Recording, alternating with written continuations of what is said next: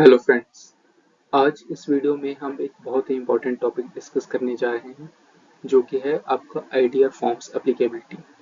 यानी कि कौन सा आईटीआर फॉर्म है जो आप जब आईटीआर फाइल करने जाएंगे तो वो आप पे एप्लीकेबल होगा। देखिए, जैसा कि आपको पता है कि इनकम टैक्स डिपार्टमेंट ने जो आपका फाइनेंशियल ईयर 25-26 है यानी कि असेसमेंट ईयर 26-27 उसके लिए जो आईटीआर फॉर्म्स हैं वो इशू कर दिए हैं। जब आप अपने इनकम टैक्स पोर्टल पे लॉगिन करेंगे तो जो इंडिविजुअल्स हैं उनका आईटीआर फॉर्म 1, 2 और 4 वहाँ पे शो करेगा।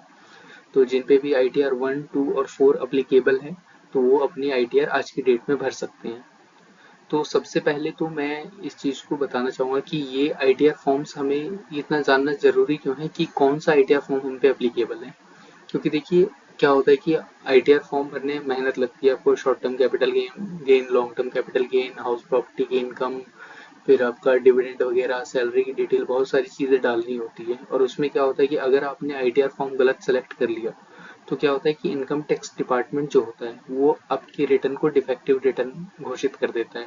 वो उसको डिफेक्टिव रिटर्न डिक्लेयर कर देता है। तो जो भी आपने मेहनत की है आईटीआर भरने में या आपने किसी थर्ड पार्टी के थ्रू भरवाई है, किसी सीए से भरवाई है, तो वहाँ पे जो आपकी फीस गई, सीए से खैर भरवाई है फिर तो वो गलत फाइल नहीं करेगा। लेकिन अगर आपने खुद से फाइल की है तो उस केस में क्या होता है कि आपने गलत आईटीआर फॉर्म सेलेक्ट कर लिया है, तो उस केस में जो आपका मेहनत गया, टाइम गया, वो सब बेकार है और आपको दोबारा से सारा प्रोसेस स्टार्ट करना पड़ेगा। तो इसलिए हमारा ये जानना बहुत ज़रूरी है कि आपके ऊपर आईटीआर फॉर्म अप्लीकेबल कौन सा होता है।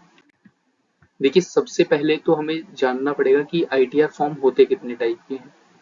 तो देखिए, जो आईटीआर फॉर्म है वो 7 टाइप के होते हैं। पहला होता है आईटीआर 1। ये होता है रेसिडेंट इंडिविजुअल के लिए, यानी कि ये सिर्फ उन्हीं इंडिविजुअल्स के लिए है जो रेसिडेंट है। अगर कोई नॉन रेसिडेंट है, कोई नॉन रेसिडेंट इंडिविजुअल है तो उसके ऊपर आईटीआर 1 अप्लीकेबल नहीं होगा। सेकंड फॉर्म होता है हमारा आईटीआर 2। आईटीआर 2 जो होता है वो रेसिडेंट नॉन रेसिडेंट दोनों के लिए होता है, प्लस ये एचयूएफ के लिए भी। अगर कोई एचयूएफ है तो उसको भी आईटीआर 2 ही फाइल करना पड़ेगा, वो आईटीआर 1 फाइल नहीं कर सकती। थर्ड है आपका आईटीआर 3। ये भी सेम जैसे आईटीआर 2 है वैसे ही आईटीआर 3 के लिए भी है, बस इसमें नेचर ऑफ इनकम डिफर हो जाता है, वो हम आगे चल के डिस्कस करेंगे नीचे डिटेल में। फिर है आईटीआर 4। ये आपका रेसिडेंट इंडिविजुअल के लिए है, यानी कि नॉन रेसिडेंट इसे नहीं भर सकता, प्लस एचयूएफ भी इसको भर सकते हैं, फर्म जो कि अदर देन एलएलपी है वो भी इसे भर सकती है। अब बारी आती है आईटीआर 5 की। जो भी कोई फर्म्स होती हैं या एलएलपी होती है, एजेपी होती है यानी कि आर्टिफिशियल जुडिशियल पर्सन, या कोऑपरेटिव सोसाइटी होती है या फिर एओपी यानी कि एसोसिएशन ऑफ पर्सन, और बीओआई यानी कि बॉडी ऑफ इंडिविजुअल्स, तो इन सब के केसेस में आपका आईटीआर 5 एप्लीकेबल होता है। अब बारी आती है आईटीआर 6 की। जितनी भी कंपनीज जो कि कंपनीज एक्ट 2013 में रजिस्टर्ड हैं उनके ऊपर आईटीआर 6 अप्लीकेबल होता है। इसके अलावा जितनी भी पॉलिटिकल पार्टी है या चैरिटेबल ट्रस्ट वगैरह होते हैं तो उनके ऊपर आपका आईटीआर 7 अप्लीकेबल होगा। अब क्या है कि ये तो ऊपर हमने थोड़ा ओवरव्यू ले लिया, अब डिटेल में जानते हैं कि आईटीआर 1 कौन से रेजिडेंट इंडिविजुअल के ऊपर अप्लीकेबल होता है, या फिर आईटीआर 2 कौन से इंडिविजुअल के ऊपर एप्लीकेबल होता है। सबसे पहले हम देखेंगे आईटीआर 1। देखिए, जो आपकी आईटीआर 1 है ये ऐसे रेसिडेंट इंडिविजुअल पे एप्लीकेबल होगी। जैसे मैंने कहा कि रेसिडेंट इंडिविजुअल, तो यानी कि ये नॉन रेसिडेंट इंडिविजुअल पे एप्लीकेबल नहीं होगी। कोई भी अगर आपका नॉन रेसिडेंट एसएससी है तो उसके ऊपर आईटीआर 1 और आईटीआर 4 एप्लीकेबल नहीं होती, उसके लिए आईटीआर 2, 3 या बाकी आईटीआर होती हैं। तो जब हम आईटीआर 1 की बात करते हैं तो सबसे पहली चीज तो ये सिर्फ रेसिडेंट इंडिविजुअल के लिए है, एचयूएफ के लिए भी ये नहीं है। कोई एचयूएफ है तो उसके लिए भी आईटीआर 2 होती है। तो कोई भी रेसिडेंट इंडिविजुअल जिसकी इनकम या तो सैलरी हेड की है, या हाउस प्रॉपर्टी हेड की है, या अदर सोर्सेज हेड की है, यानी कि अगर इन 3 हेड की है तो उस एसएससी को आईटीआर 1 भरना होगा। या अगर इसके अलावा कोई इनकम है तो फिर उन्हें दूसरी आईटीआर, आईटीआर 2, 3, 4 या जो भी उन पे एप्लीकेबल है वो भरना पड़ेगा। लेकिन यहाँ पे भी एक चीज है कि अगर आपकी कैपिटल गेन की इनकम है, और कैपिटल गेन की जो इनकम है वो लॉन्ग टर्म कैपिटल गेन की इनकम है, अगर शॉर्ट टर्म कैपिटल गेन की इनकम 10 रुपए की भी क्यों ना हो तो आप पे आईटीआर 1 अप्लीकेबल नहीं होगा, तब आप आईटीआर 1 नहीं भर सकते। लेकिन क्योंकि आपका जो लॉन्ग टर्म कैपिटल गेन होता है वो 1.25 लाख तक एग्जेम्प्ट होता है, तो अगर 1.25 लाख तक आपका लॉन्ग टर्म कैपिटल गेन है तो आप आईटीआर 1 भर सकते हैं, और अगर उससे ज्यादा है तो फिर आप आईटीआर 1 नहीं भर सकते। मतलब सिंपली इतना है कि अगर आपका टैक्सेबल कैपिटल गेन है, आपकी टैक्सेबल इनकम है कैपिटल गेन से, तो आप के ऊपर ITR 1 अप्लीकेबल नहीं होगा, लेकिन अगर टैक्सेबल इनकम नहीं है कैपिटल गेन से तो आप पे ITR 1 अप्लीकेबल हो जाएगा। अगर आपकी 3 हेड से इनकम है, salary, house property, other sources, ये होना चाहिए। प्लस अगर आपकी इनकम जो है पूरे साल में टोटल इनकम जो है अगर 50 लाख को क्रॉस कर देती है, यानी कि 50 लाख से ऊपर जाती है, तो भी उस केस में क्या होगा कि आप पे ITR 1 अप्लीकेबल नहीं होगा, बल्कि दूसरे ITR अप्लीकेबल हो जाएंगे। सेम अगर आप अपनी ITR में एग्रीकल्चर इनकम शो कर रहे हैं और वो एग्रीकल्चर इनकम अप टू 5000 है, फिर तो आप पे ITR 1 अप्लीकेबल है। लेकिन जैसे ही आपकी एग्रीकल्चर इनकम 5000 को एक्सीड करती है, तो उस केस में क्या होता है कि आप ITR 1 नहीं भर सकते। हाउस प्रॉपर्टी के केस में भी क्या है कि अगर आपका अप टू 2 हाउस प्रॉपर्टी है, पहले क्या होता था, पिछले साल तक क्या था कि आप सिर्फ 1 हाउस प्रॉपर्टी, अगर सिंगल हाउस प्रॉपर्टी से आपकी जो इनकम है तो आप ITR 1 भर सकते थे, लेकिन मोर देन 1 हाउस प्रॉपर्टी होती है तो आपको ITR 2 भरना पड़ता है। लेकिन इस बार जो फाइनेंशियल ईयर 25-26 है, यानी कि असेसमेंट ईयर 26-27, उसमें जो आप ITR फाइल करेंगे तो वहां पे क्या होगा कि आप अप टू 2 हाउस प्रॉपर्टी तक अपना ITR 1 में शो कर सकते हैं। लेकिन अगर आपके पास 3 हाउस प्रॉपर्टी से इनकम है, income from house property 3 house property से है, तो उस केस में क्या होगा कि आपको ITR 2 फाइल करना पड़ेगा। तो यहाँ ये हो गया हमारा ITR 1 का जो डिस्क्रिप्शन है कि इन केसेस में जो अगर ये केसेस हैं तो आप पे ITR 1 अप्लीकेबल होगा। अब बारी है ITR 2 की।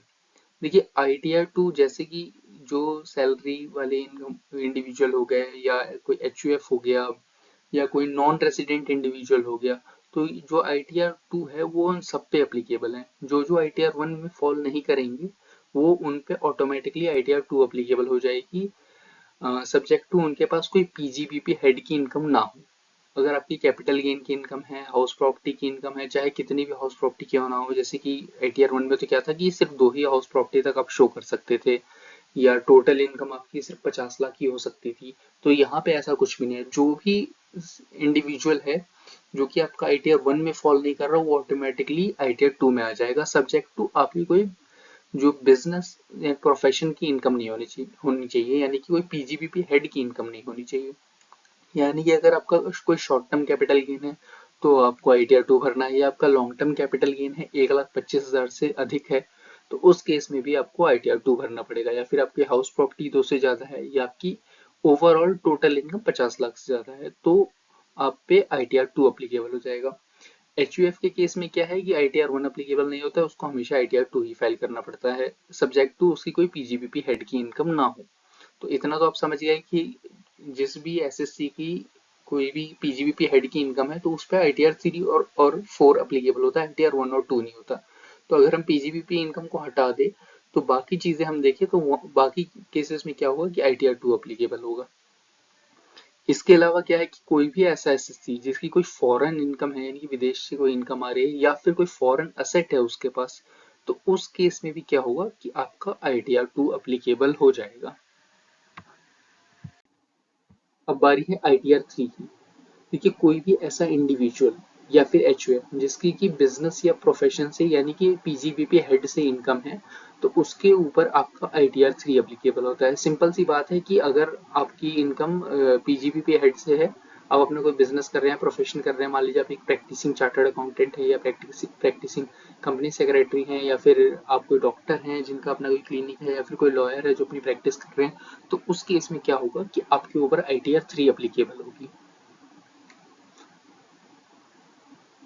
Those individual and HUF who have other incomes along with PGBP income will file ITR 3 only। यानी कि जो ये आपकी इनकम है PGBP हेड की और इसके साथ कोई दूसरी इनकम भी है तो भी आपको ITR 3 ही भरनी पड़ेगी। हाँ, यहाँ पे एक चीज और हो सकती है कि आपको प्रिजम्पटिव में अगर आप फॉल करते हैं तो अगर जैसे प्रोफेशनल है तो प्रोफेशनल में क्या होता है कि 44 ADA सेक्शन होता है, और जो बिजनेस होते हैं उनके केस में 44 AD एक सेक्शन होता है। तो उस केस में क्या होता है, प्रिजम्पटिव बेसिस पे अपनी इनकम अगर आप डिक्लेयर करते हैं तो आप पे ITR 4 अप्लीकेबल हो जाता है।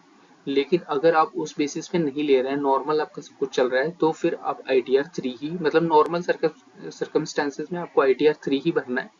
लेकिन अगर कुछ आप 44 AD सेक्शन अगर आपका बिजनेस है और 44 ADA अगर आपका प्रोफेशन है, अगर वो चीज आप कंसीडर कर रहे हैं, आप उस चीज का बेनिफिट लेना चाहते हैं, तो आप सीधा ITR 4 में चले जाएंगे। अब बारी है ITR 4 की।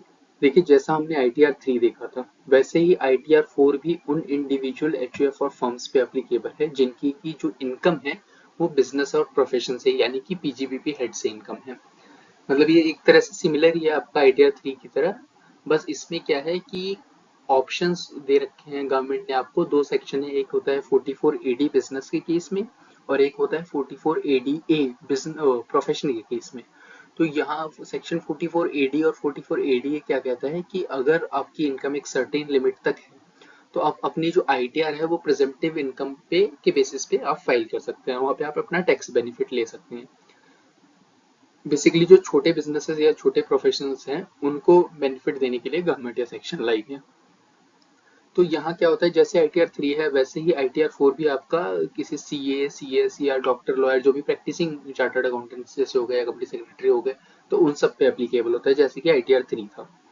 अब यहाँ पे क्या होता है कि ITR 4 अगर आपको ऑप्ट करना है, यानी कि आपको अपनी इनकम जो है प्रिजम्पटिव बेसिस पे डिक्लेयर करनी है, तो उस केस में क्या होता है कि कुछ आपका क्राइटेरिया होता है। अगर आप उस क्राइटेरिया को सेटिस्फाई करते हैं तभी आप प्रिजम्पटिव बेसिस पे अपनी इनकम भर सकते हैं, यानी अपनी ITR भर सकते हैं। प्रिजम्पटिव बेसिस पे अपनी इनकम डिक्लेयर करके फिर अपनी ITR भर सकते हैं। तो यहाँ क्या होता है कि अगर कोई भी इंडिविजुअल HUF या फर्म, अगर उसका टर्नओवर जो है वो प्रीवियस फाइनेंशियल ईयर में अप टू 2 करोड़ तक है, यानी 2 करोड़ तक आपका टर्नओवर है, फिर तो आप ITR 4 के लिए एलिजिबल हैं।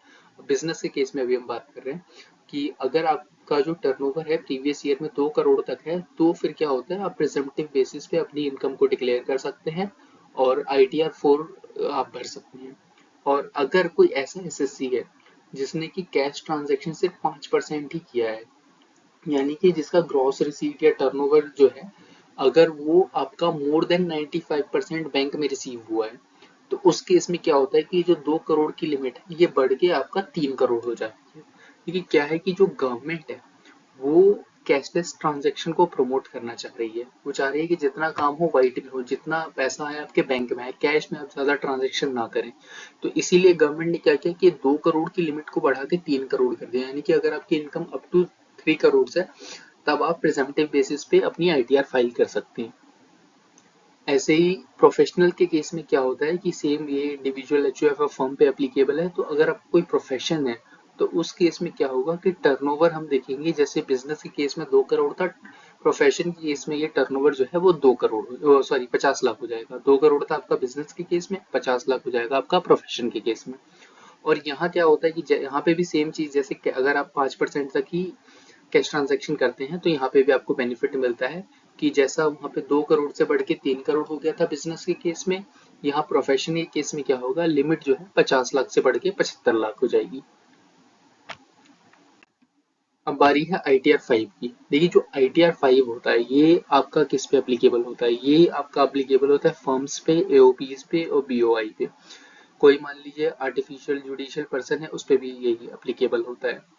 तो कोई भी ऐसी एंटिटी है जो कि as a partnership firm registered है, या कोई एसोसिएशन ऑफ पर्सन है, या बॉडी ऑफ इंडिविजुअल है, आर्टिफिशियल जुडिशियल पर्सन है, तो उन सब के केस में क्या होता है कि उनकी जो भी बिजनेस इनकम होती है वो उनको ITR 5 में रिपोर्ट करनी पड़ेगी। मतलब बिजनेस के अलावा कोई दूसरी इनकम भी है तो भी ITR 5 में ही जाएगी। तो सिंपल ही है, क्योंकि एक एंटिटी एक ही ITR फॉर्म फाइल कर सकती है। ऐसा नहीं है कि मैं कोई इंडिविजुअल हो तो मैं दो ITR 1 भी भर रहा हूँ, ITR 2 भी भर रहा हूँ। ITR आप एक ही भरते हैं। अब बारी है ITR 6 की। देखिए, ITR 6 जो होता है ये बेसिकली कंपनीज पे एप्लीकेबल होता है, चाहे वो कंपनी भारतीय हो या वो कंपनी विदेशी हो, यानी कि इंडियन कंपनी हो या फॉरेन कंपनी हो। इसमें हम कोई डिस्क्रिमिनेट नहीं करते, जितनी भी कंपनियां इंडिया में बिजनेस कर रही हैं सबके लिए ITR 6 ही अप्लीकेबल होगा।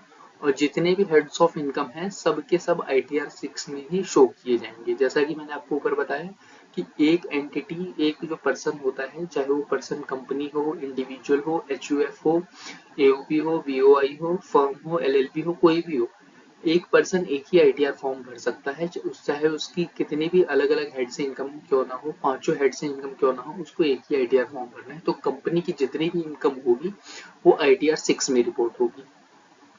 और कोई कंपनी ITR 6 के अलावा कोई दूसरा फॉर्म कभी नहीं भर सकती। इसके ऊपर सिर्फ एक ही ITR फॉर्म अप्लीकेबल होता है, वो है ITR 6, except when income is derived only for charitable और रिलीजियस पर्पस। यानी कोई कंपनी पर्टिकुलरली इस पर्पस के लिए बनाई गई है तो उस केस में क्या होता है कि उसके ऊपर ITR 6 अप्लीकेबल ना होकर ITR 7 अप्लीकेबल हो जाता है।